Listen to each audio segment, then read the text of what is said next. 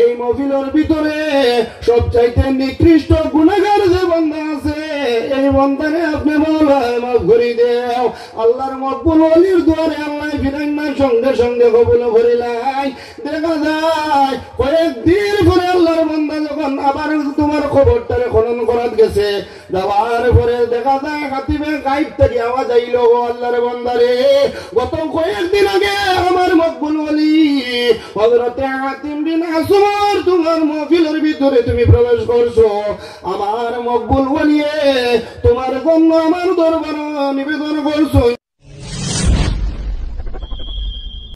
আলহামদুলিল্লাহ আলহামদুলিল্লাহ হামদান কাসীরান কাসীরা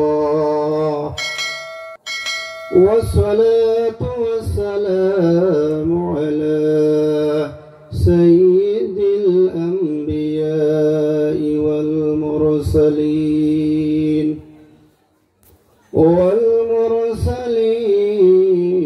مبشرا ونذيرا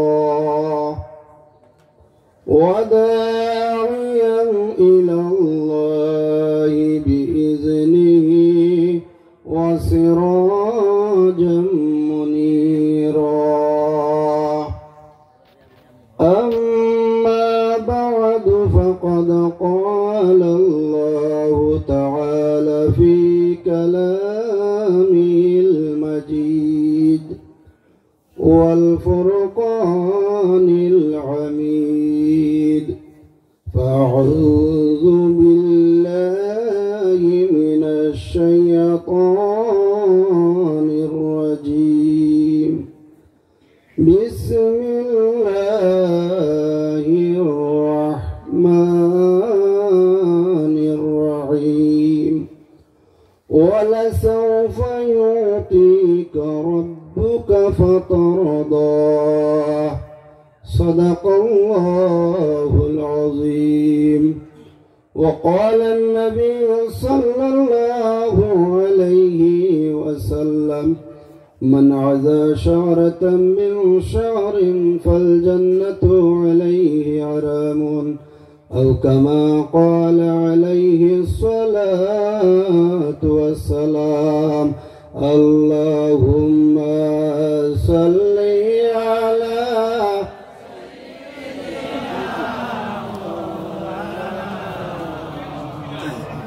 وعلى آل سيدنا مولانا محمد. মদিনার দিকে খেয়াল করে উচ্চ কণ্ঠে মহব্বতের সহিত দুরূদ শরীফ পড়ো। আল্লাহুম্মা সাল্লি আলা সাইয়্যিদিনা মাওলানা মুহাম্মদ ওয়া আলা আলি সাইয়্যিদিনা মাওলানা মুহাম্মদ।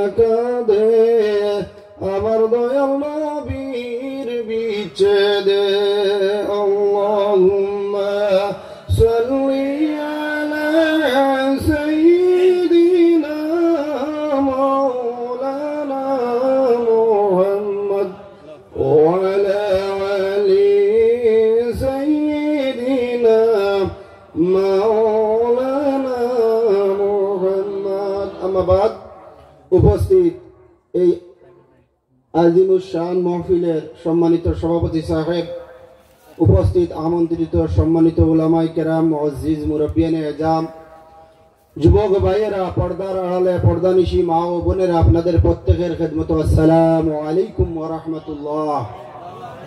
আল্লাহ পাক রব্বুল আলামিনের অশেষ শুকরিয়া মেহেরবানি যে মহান আল্লাহ পাক রব্বুল আলামিনে আমরারে প্রত্যেকরে এক অলির আস্তানার ভিতরে আসার, বসার, খোয়ার এবং শোনার তৌফিক দান করছেন।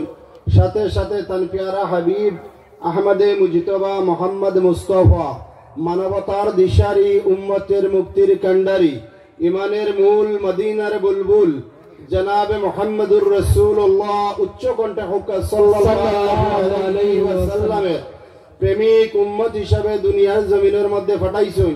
তাই মহান আল্লাহ রাব্বুল আলামিনের দরবারে শুকরিয়া আদায় করি। আপনারা উচ্চ কণ্ঠে হুক্কা আলহামদুলিল্লাহ। নারে তাকবীর, নারে তাকবীর, নারে রিসালাত, ইয়া রাসূলুল্লাহ। টান্টু সাহেব দাদা জিন্দাবাদ, টান্টু সাহেব দাদা জিন্দাবাদ। নারে রিসালাত, ইয়া রাসূলুল্লাহ। তো আমার সাহেব হল এই আল্লাহর ওলির আস্তানার ভিতরে আল্লাহ পাক রব্বুল আলামিনে আমরা প্রত্যেকরে যে বোয়ার সুযোগ দান করছেন, এমন এক মহফিল, যে মহফিল সম্পর্কে আল্লাহর হাবিব সাল্লাল্লাহু আলাইহি ওয়াসাল্লামে ফরমায় ইয়াতাশাম্মা বিহার রাইহান, এই জাতীয় মহফিল দিয়ে আল্লাহ পাক রব্বুল আলামিনে বেহেশতের বাগানে পরিণত করে দিলেন। হোক সুবহানাল্লাহ। আমরা এখন কোনখানে বুয়াত আছি? কিছু মাতিবা, কোন জায়গায় বুয়াত আছি? বেহেশতের বাগানের ভিতরে। আমি রাত্রে 8টায় আইছি, আপনারা অনেকে দেখছো। তো অনেক সময় থাকি কেন বুয়াত সাব বাড়িতে আসলাম, খানি তো গেছি। দেখা যার লম্বা ঘটনা সংক্ষিপ্ত ভাবে করব। দেখা যার এই যে মহফিলের ভিতরে আমরা যারা আছি, এর চাইতে 3-4 ডাবল মানুষ বেশি আমরা রাস্তাঘাটে বাজারও আছি। কথা ঠিক না? ঠিক না জি? এই মহফিলের ভিতরে আয়া যদি আমরা আল্লাহর ওলির মহফিলের ভিতরে যদি আমরা প্রবেশ করিলাই, তাহলে আমরা ফায়দামন্দ হয়ে যাব। হোক সুবহানাল্লাহ। আরো জিনিস হোক সুবহানাল্লাহ। আমার সাহাব হল লম্বা ওয়াজের সময় নাই, উলামায়ে কেরামগণ মওজুদ। আল্লাহর মকবুল ওলিগণের মহফিলে যদি মানুষ প্রবেশ করিলা, মানুষ ফায়দামন্দ হয়ে যায়। হোক সুবহানাল্লাহ। বাগদাদের জমিনের মধ্যে আল্লাহর এক বান্দা, আল্লাহর এক মকবুল ওলি, যার নাম হইল হযরতে হাতিম বিন আসম রহমতুল্লাহি তাআলা আলাইহি। আমরা বর্তমান টান্ডুর সাবজাদা আসুন, বিভিন্ন জায়গা দোয়ার লাগে মানুষের নেই না নিজি, বাগপুরি সাহেব আসুন, বাগাডারি সাহেব আসুন, দোয়ার লাগে মানুষের নেই না নিজি, জায়গায় জায়গায় দোয়ার লাগিলে হযরতে হাতিম বিন আসম রহমতুল্লাহি তাআলা আলাইহি রে এইভাবে বাগদাদের এক জায়গার মধ্যে নীলা দোয়ার লাগি। এইভাবে হযরতে হাতিম বিন আসম রহমতুল্লাহি তাআলা আলাইহি মানুষের দোয়ার লাগি নিলা।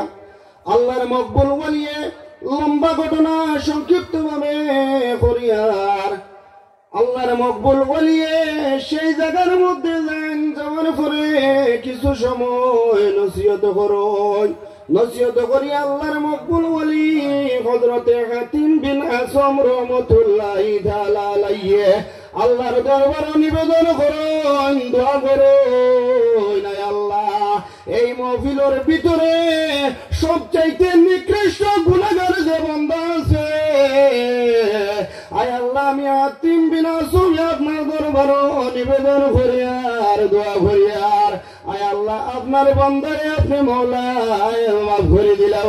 সুবহানাল্লাহ। এই মাহফিলের ভিতরে আইলে লাভ আছে নি জি? আল্লাহর মকবুলের অলিগণের মাহফিল আইলে মানুষ ফায়দামন্দ হয়। তো এই মাহফিলের ভিতরে একজন চোর মানুষ আসলে আমার সাহেব বল, আমার মুসলমান ভাই একটু লক্ষ্য রাখো, এই দুনিয়ার কোন বাজারের মধ্যে চুরি করেন না, কোন মানুষের ঘরের মধ্যে ডাকাতি করেন না, চুরি করেন না। এই একজন চোর ছিল পেশায়, একজন খাপন চোর ছিল। কি ছিল? খাপন চোর। খাপন মানুষে চুরি করলে মানুষের ঘর থেকে চুরি করবো নি জি? কিছু মাতিবা ঘর থেকে চুরি করবো নি না, কবরিস্তান থেকে চুরি করে লাগবো নাই। আল্লাহর বান্দার পেশা ছিল যখন কোন জায়গার মধ্যে কোন মানুষ মারা যাইতা, সেই জায়গার মধ্যে মানুষের স্পাই লাগাই আছে। আল্লাহর বান্দার তোমার স্পাই লাগাই আছেন, মানুষ রাখা আছে। যখন কোন জায়গার মধ্যে কোন আল্লাহর বান্দা বান্দি মারা যাইতা, আল্লাহর বান্দা রাত্রে গিয়া খবরটারে খনন করিয়া গায়ের থাকি খবর সরাইয়া ঘরের মধ্যে আনিয়া দৌত করিয়া ভালোভাবে পরিষ্কার করিয়া আতর গোলাপ জল মাগাইয়া আল্লাহর বান্দা এই তোমার খবরটারে বিক্রি করত। এইভাবে আল্লাহর বান্দার জীবনটা অতিবাহিত হইতে আছে। দেখা যায় সেই দিন ব্যতিক্রমে আল্লাহর বান্দা হযরতে হাতিম বিন আসম রাহমাতুল্লাহি তাআলা আলাইহির এই মাহফিলের মধ্যে প্রবেশ করে লাইছে। হযরতে হাতিম বিন আসম যখন দোয়া করে, হে আল্লাহ, এই মাহফিলের ভিতরে সবচাইতে নিকৃষ্ট গুনাহগার যে বান্দা আছে এই বান্দারে আপনি মাওলানা মাফ করে দাও। আল্লাহর মকবুল ওলির দুয়ারে আল্লাহ ফিরাইন না, সঙ্গে সঙ্গে কবুল করিলাই। দেখা যায় কয়েকদিন পরে আল্লাহর বান্দা যখন আবার তোমার খবরটারে খনন করাত গেছে, যাওয়ার পরে দেখা যায় হাতিমে গায়েব থেকে আওয়াজ আইলো, ও আল্লাহর বান্দারে, গত কয়েকদিন আগে আমার মকবুল ওলি হযরতে হাতিম বিন আসম তোমার মাহফিলের ভিতরে তুমি প্রবেশ করছো। আমার মকবুল ওলি তোমার জন্য আমার দরবার নিবেদন করছো, দোয়া করছো, যার জন্য আমি রব্বুল আলামিন তোমার জিন্দেগির तमाम গুনাহরে মাফ করে দিলাম। সুবহানাল্লাহ। ও আমার বান্দা, এখন পর্যন্ত তুমি এই নিকৃষ্ট কাজের মধ্যে লিপ্ত আছনি। দেখা যায় যে মাত্র আল্লাহর বান্দা শুনছে, আল্লাহর বান্দার দিল তোমার পরিবর্তন হয়ে যায়। সুবহানাল্লাহ। হযরতে হাতিম বিন আসম রাহমাতুল্লাহি তাআলা আলাইহির দরবারে হাজির হইল। আল্লাহর বান্দা তওবা করিয়া হযরতে হাতিম বিন আসম রাহমাতুল্লাহি তাআলা আলাইহির হাতের মধ্যে তোমার বয়াত গ্রহণ করে লইল। সুবহানাল্লাহ। তো আল্লাহর মকবুল ওলিগণের মজলিসের মধ্যে আইলে, মাহফিলের ভিতরে আইলে মানুষ ফায়দামন্দ হয়ে যায়। হযরতে ইমাম গাজ্জালী রাহমাতুল্লাহি তাআলা আলাইহি ফরমায়, মান ইউস্তামাদ্দু ফি হায়াতিহি ওয়া ইউস্তামাদ্দু বাদা মামাতিহি। আল্লাহর মকবুল ওলিগণের দুনিয়ায় থাকা অবস্থায় মানুষের ফায়দা পৌঁছাইতে পারো এবং দুনিয়ায় থেকে বিদায় হওয়ার পরেও আল্লাহর মকবুল ওলিগণে ফায়দা পৌঁছাইতে পারেন। সুবহানাল্লাহ। আমি আয়াত পড়িছিলাম, আল্লাহ পাক রব্বুল আলামিন ফরমান, ওয়ালা সাউফা ইউতিকা রাব্বুকা ফাতারদা। ও আমার হাবিব মুহাম্মদুর রাসূলুল্লাহ সাল্লাল্লাহু আলাইহি ওয়াসাল্লাম, আমি আপনারে এমন দান করা করমু যে দানের কারণে আপনি মুহাম্মদুর রাসূলুল্লাহ আমার প্রতি রাজি এবং খুশি হয়ে যাবেন। সুবহানাল্লাহ। আমরা আল্লাহর মকবুল ওলিগণের মাহফিলের ভিতরে আমরা যাই না নিজি। আল্লাহর মকবুল ওলিগণের সঙ্গে সম্পর্ক রাখলে হাসরের ময়দানের মধ্যে আল্লাহর মকবুল ওলিগণের সঙ্গে আমরা জান্নাতের মধ্যে প্রবেশ করব। সুবহানাল্লাহ। আল্লাহর হাবিব সাল্লাল্লাহু আলাইহি ওয়াসাল্লামে ফরমায়, লা ইয়াদখুলান্নাল জান্নাতা মিন উম্মতি ৭০,০০০ আও ৭০০,০০০ মুতামাসিকুনা আখিরুহুম বা'দুহুম বা'দা। সুবহানাল্লাহ। আল্লাহর মকবুল ওলিগণে হাসরের ময়দানের মধ্যে আল্লাহর হাবিবে ফরমায় যে বিনা হিসাবে ৭০,০০০ আল্লাহ মাফ করে দিলেইবা। সাহাবাই কেরামগণে জিজ্ঞাসা করেন, ইয়া রাসূলুল্লাহ জিদনা, ইয়া রাসূলুল্লাহ আপনি আরো বাড়াক। আল্লাহর হাবিবের প্রতি সাহাবাই কেরামগণের আকীদা বিশ্বাস আসলো যে আল্লাহর হাবিব মুহাম্মদুর রাসূলুল্লাহ সাল্লাল্লাহু আলাইহি ওয়াসাল্লামের ইয়াতাক লাগে জান্নাতের মালিক। সুবহানাল্লাহ। ইন্না আ'তাইনাকাল কাউসার, এই আয়াতের তাফসীরের মধ্যে একজন লম্বা হয়ে যাব, আমি অনু শেষ করি লইয়ার। তো আল্লাহ পাক রব্বুল আলামিনে হাসরের ময়দানের মধ্যে যখন সাহাবায়ে কেরামগণ আল্লাহর হাবিবরে ফরমান, ইয়া রাসূলুল্লাহ জিদনা আপনি আরো বাড়াই, আল্লাহর হাবিবে ফরমান এই ৭০,০০০ এক একজনে আরো ৭০,০০০ গুনাহগার মানুষে দুজক থেকে বাইর করিয়া তোমার জান্নাতের মধ্যে প্রবেশ করাইবা। সুবহানাল্লাহ। আল্লাহ পাক রব্বুল আলামিন আমাদের প্রত্যেকরে ওলিগণের মহব্বত, আল্লাহর হাবিবের মহব্বত, মা বাবার আদব রাখার তৌফিক দান করুক। আল্লাহুম্মা আমিন। ওয়া মা আলাইনা ইল্লাল বালাগ ওয়া আখিরু দাওয়ানা আলহামদুলিল্লাহি রাব্বিল আলামিন। আসসালামু আলাইকুম ওয়া রাহমাতুল্লাহ।